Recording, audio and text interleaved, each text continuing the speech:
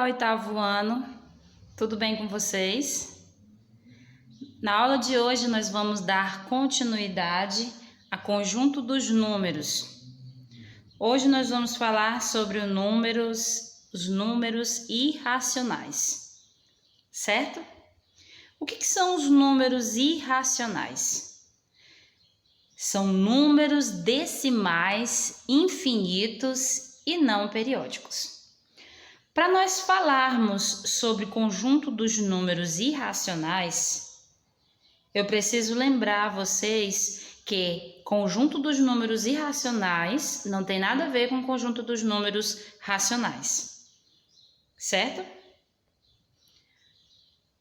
Os irracionais são números infinitos, assim como o conjunto dos números racionais. Porém, ele tem um detalhe que deve ser observado. A sequência de números depois da vírgula é não periódica. Vocês lembram que também lá no conjunto dos números racionais nós falamos sobre não período, certo? Então eu vou mostrar aqui para vocês o que seria o período e o que seria o não período, tá? Nós vamos trabalhar os conjuntos dos números irracionais, porém a gente vai estar voltando um pouquinho no conjunto dos números racionais. Vamos lá? Peguei aqui uma folha para mostrar para vocês o conjunto dos números racionais. O conjunto dos números racionais, ele é formado pelo conjunto dos números naturais, conjunto dos números inteiros. Aqui também você vai observar a fração, né? Porque, na verdade, a definição de conjunto dos números racionais é qualquer número que eu possa transformar numa fração. Então, o conjunto dos números naturais eu posso transformar numa fração? Sim, porque todo número natural tem o 1 quando eu quero transformar em fração aqui no denominador. Conjunto dos números inteiros também.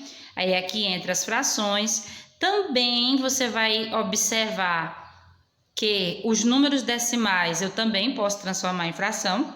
Esse número aqui eu posso transformar em fração, né? Basta seguir as regras. Nós temos também as dízimas periódicas. Dentro de dízimas periódicas, né? Porque nós temos um vídeo que fala sobre as dízimas periódicas simples e dízimas periódicas compostas. Dentro de dízimas periódicas, eu vou citar as simples, por exemplo, 0,33 infinito, né? Uma das características principais dos números das dízimas periódicas é que não tem fim, né? É o número que não tem fim, e aqui você pode observar que eu tenho o que nós chamamos de período, né? É o primeiro momento que vocês têm contato com a palavra período e não período. É aqui quando a gente trabalha nas dízimas periódicas. Essa aqui é uma dízima periódica simples, onde eu posso observar o período. O que é o período, professora? Período é um número que vai se repetir até, nesse caso aqui, ó. O período aqui é o 3. Certo? Eu posso estar representando dessa forma, né? Igual tá aqui, ou eu posso representar com um tracinho em cima, né? Esse 3 é o período. O período, o 3 vai se repetir aqui, ó, infinito, não tem fim. 3, 3, 3, 3, certo? Você pode ter um período, 2 períodos, 3 períodos, né? Aquela sequência de 3 números se repetindo, ou só um número que se repete, ou 2 números. Nós temos também a dízima periódica composta. O que é uma dízima periódica composta? A dízima periódica composta, e eu quero que vocês observem atentamente o que é uma dízima periódica composta. Eu tenho 1,27, aí tenho infinito aqui, ó. Indicando que esse 7 aqui, ó, é o meu período. Ele que vai repetir. E o não período, isso aqui é uma dízima, é um número racional. Só que esse número racional, eu tenho um não período seguido de um período, né? Porque quando nós trabalhamos com dízimas periódicas compostas, vocês lembram que é um não período seguido de um período, certo? Então, eu tenho um não período aqui, que ele aparece no início, só que logo em seguida vem o período. Então, aqui ainda é um número racional, certo? Quando nós entramos nos números irracionais, aí que você observa a definição, olha aí, ó, são números decimais infinitos, assim como as dízimas periódicas são infinitas, porém, aqui nós temos a palavrinha aqui, ó, não periódica, quer dizer, é formada por não período. E aí você volta para aquele conceito lá da questão dos números racionais, onde ele fala do não período com período, que são os números compostos. Aqui, observe atentamente que você vai ter só o não período. Por exemplo, um exemplo que você vai utilizar muito é o pi, né? Bem no início vocês vão trabalhar comprimento da circunferência.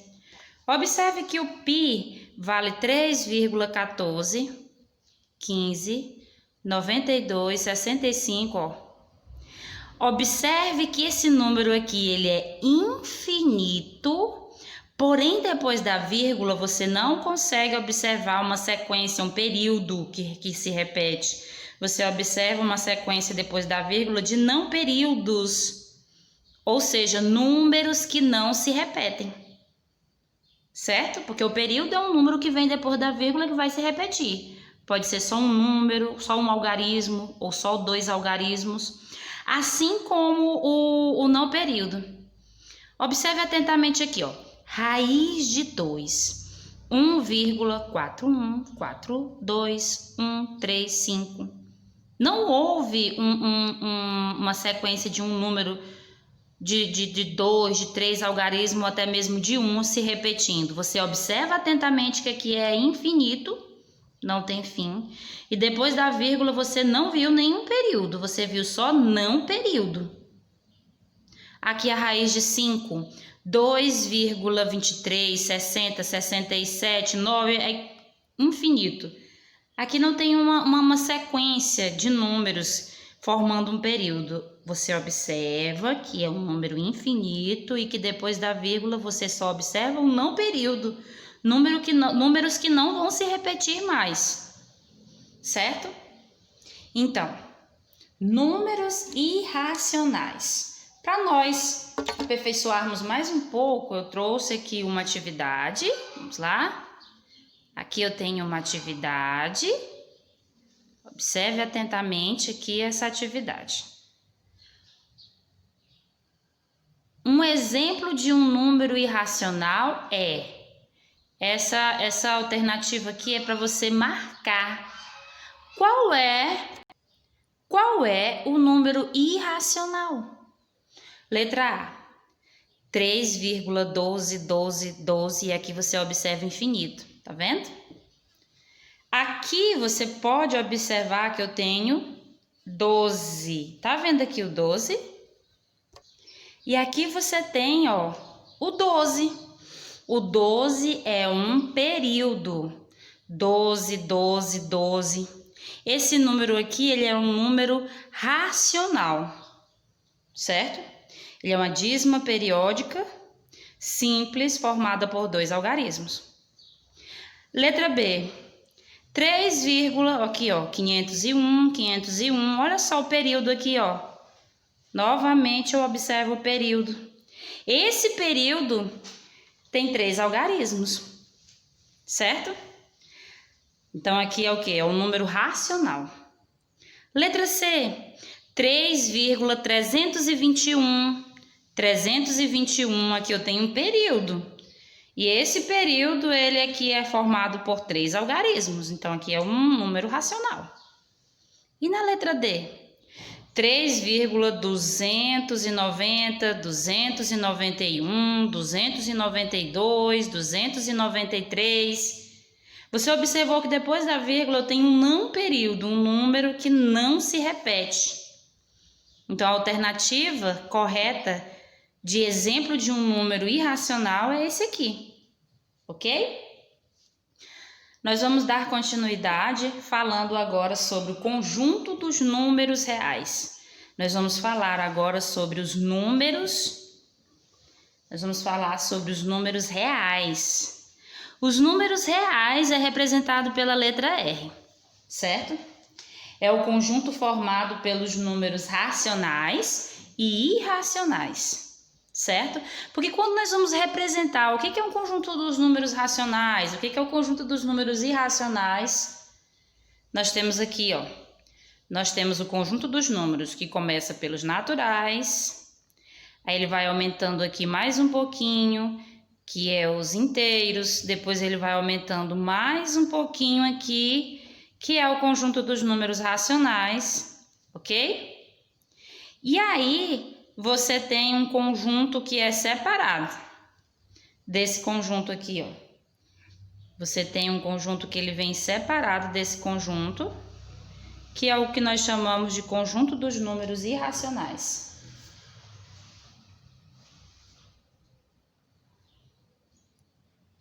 Alguma dúvida?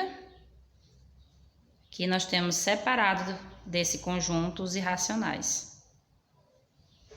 Tá? É um conjunto que está separado.